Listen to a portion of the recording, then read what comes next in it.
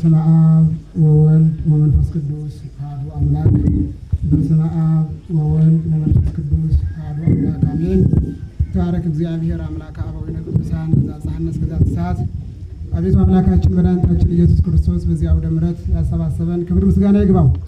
በመጀመሪያ የተከበሩ አባታችን ሰዋሊ ሽጉጤ የጃንሞራ ወረዳ እስልምና ምክር ቤት ዋና መምህር አስተማሪ፣ የተከበሩ ያያው ሁሴን የጃንሞራ ወረዳ እስልምና ምክር ቤት ዋና ፕሬዝዳንት፣ የተከበሩ የጃንሞራ ወረዳ ዋና አስተዳዳሪ አቶ ሸጋው ተሰማ፣ የተከበራችሁ የደብሩ አስተዳዳሪዎችና ካህናት፣ መምህራነ እግዚአብሔር ካህናት፣ ምእመናን አባቶችና ወንድሞች እህቶች፣ በኃያሉ በልዑል እግዚአብሔር ፍጹም ሰላምታ ሰላም እላችኋለሁ። እንደምን አደራችሁ?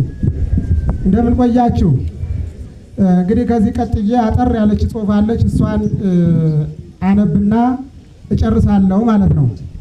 ወሩ